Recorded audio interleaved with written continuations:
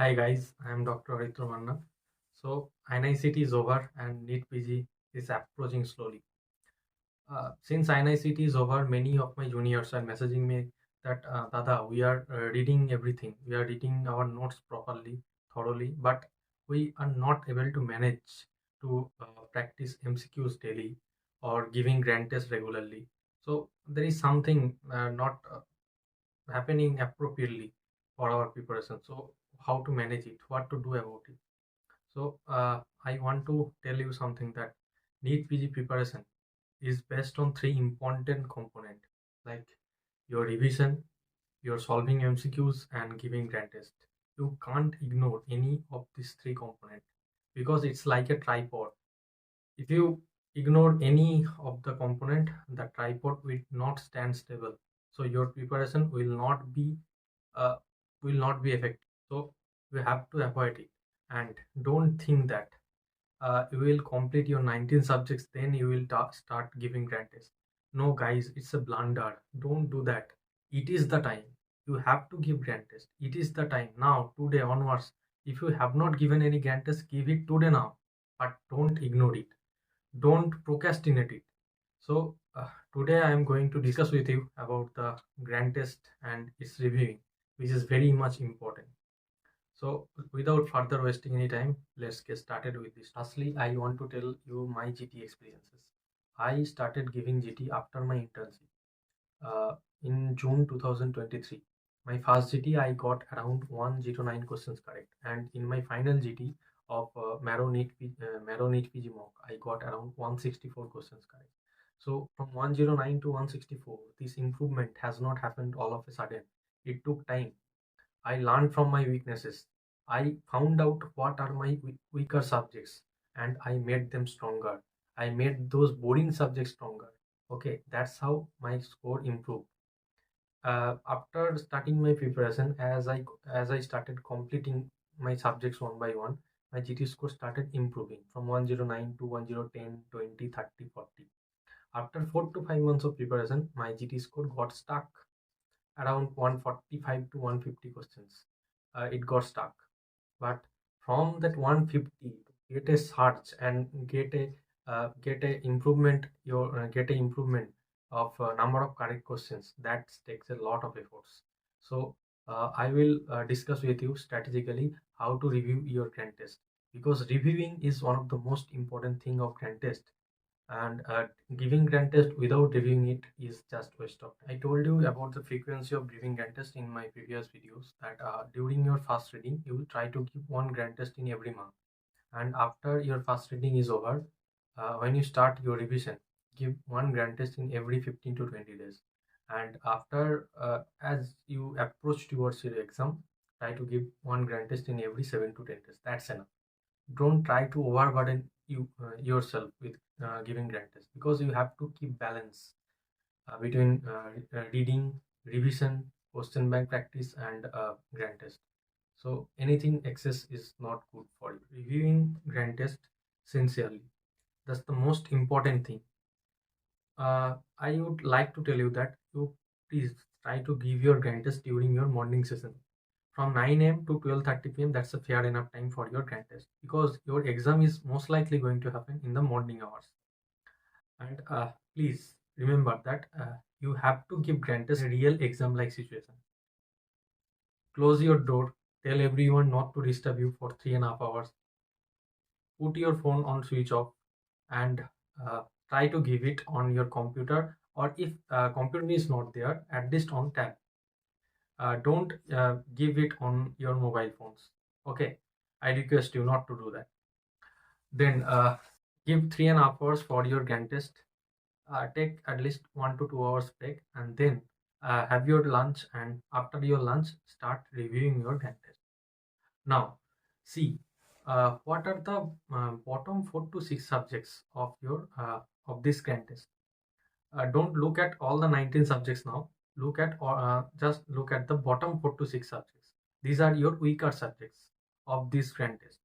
Okay, start reviewing your grand test from these bottom 4 to 6 subjects only. If or make a wrong diary, what will be the content of the wrong diary? I will tell you. Now, suppose in this grand test you have 4 weaker subjects: patho, pharma, forensic medicine, and gynae. These are your 4 weaker subjects in this GT. Now, you mark the GT number that you are currently giving and write subject wise. Suppose in gynae, you write gynae, and in gynae, what are the questions that you have made wrong? You have to write the the thing that you have made wrong on a pinpoint manner. Suppose in gynae, there was a question on the doses of drugs used in postpartum hemorrhage, and you made wrong. You made the wrong of the dose of carboprost. Suppose. So you have to write that in gynae, what are the thing that you have made wrong? That is the doses of the PPH drugs. This is the topic that you have to emphasize on. So in this way, you have to pinpoint your mistakes. Okay.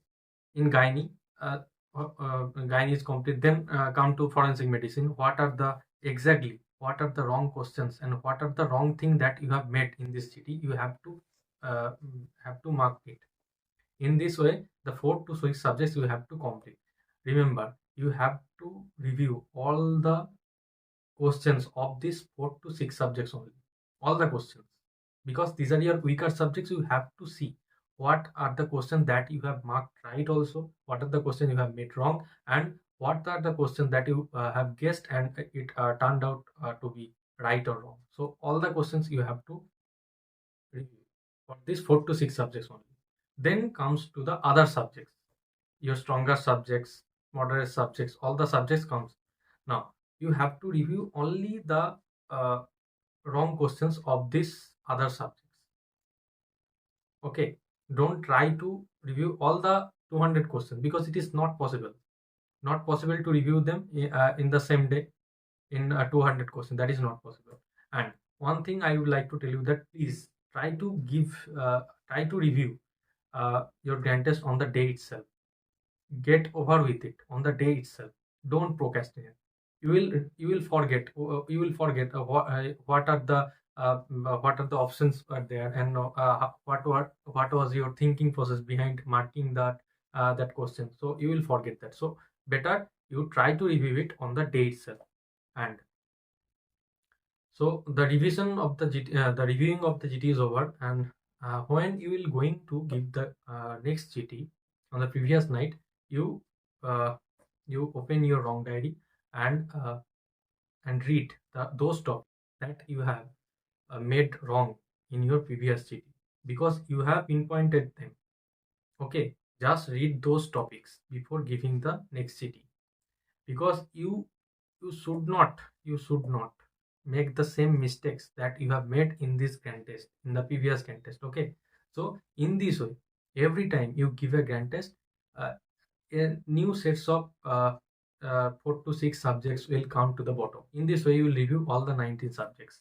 Okay, and you will gradually become stronger and will never make the same mistakes. Another important thing I am going to tell you, that is many times underestimated, is that giving grand tests from a single platform. In my initial days, I used to give grand tests from Marrow only. Then I gradually realized that Marrow has a specific pattern of asking questions, and they have a pattern of their images. So gradually I used to get familiar with those patterns and images, and I used to make them right. But suppose any questions is asked in the Marrow grand test, and I had solved it previously in any Marrow question banks, and I used to get it right, so it put a question mark on my preparation. In this way, it created a bias on me. So you need to break that bias. Uh, as your exam will approach, the different platforms like Prebladder, Cerebellum, DAMS, they will conduct free mocks for you. You can register there and give free mocks to the different platforms. I am not telling you to subscribe all the platforms. That is not possible. You just give the free mocks that are available in those platforms and expose yourself to different pattern of questions, different style of questions, and different types of images. Because in exam, in the real exam, the Marrow is not going to set the paper. You don't know who will set the paper. So you have to prepare yourself. You have to expose yourself to different situations, different style of asking questions, different images. That's how you sharpen your MCQ solving skill. Now the next point is tracking the graph. You need to make a graph on a white paper. On x-axis you write the grand test number, and on the y-axis you write the number of correct questions in this grand test. So grand test number 1 2 3 4 5, and on the y-axis the number of correct questions in this way. Suppose in the first grand test you mark 110 questions correct, so you write in this way, you plot a dot on that. And on the second grand test you made 115 questions correct, and third grand test you made 120 questions correct. In this way you make a graph. Now you need to evaluate your number of correct questions, nothing more than that, not your rank, not your score. Okay, you have to make yourself better in every subsequent grand test. That's only this matters. Okay, as you start completing your subjects one by one, this graph will rise gradually. It will rise from 120, 130, 140. In this way, your number of correct questions will improve. As you complete your all the 19 subjects, this graph will improve. I promise you, this will improve. Definitely improve. Now, one time will come when the graph will turn into a plateau. My plateau came when I reached 140 questions correct. From 140 to 150, my graph got a plateau. So to break that plateau, you need a strong strategy. That is, you have to make your boring subjects, you have to make your weaker subjects stronger. As soon as you will make them strong, as soon as you will make those weaker subjects strong, you will definitely get a surge of your number of correct questions from 140, 150 to 160 and above. To make that number of correct questions, you have to work hard. You have to be the master of all the 19 subjects. You can't escape any subject. You have to read all the 19 subjects, read it properly, evaluate the weaknesses, and review them properly, improve your weaknesses, and you will definitely get a surge from that plateau and reach more than 160 questions correct. I promise you, because in this way only, from 109 to 164 questions correct I got in my final NEET PG mock that was held in Maro. I got 164 questions correct, and on the final day, on my final real exam of NEET PG 2024, I got 170 questions correct and 26 questions wrong. So this is how my GT journey improved, and this is how I broke the plateau and got a surge of my number of correct questions. And remember, in your real exam, you will definitely get more than you have done, more than correct questions that you have done in your final mock or your previous city. It will definitely happen. Just believe yourself. So lastly, some final words I want to convey you all, that if you have not started giving any grand test, please start it now. Start it today. Give grand test today. Don't procrastinate further. This is the high time. INICET is over. NEET PG is calling for you. There are still 5 to 6 months left. You have ample amount of time to improve your preparation. Don't take it as your enemy. It is your friend, guys. It is to tell you your weaknesses. If you don't know your weaknesses, how will you improve? You have to work upon your weaknesses, then only you will get your number of correct questions. You will improve your number of correct questions. Okay, so don't get frightened by your GT score. Don't get frightened by your rank now. You will definitely improve as you improve your weaknesses. Try to be true to your preparation. Be truthful to your preparation. You will definitely succeed. You will definitely get a good rank.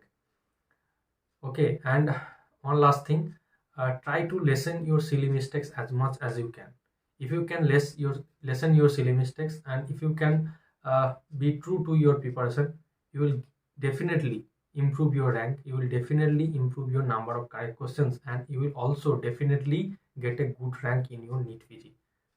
Okay, so tata guys, keep studying. If any query you have, write in the comment section. I will try to address them. Okay.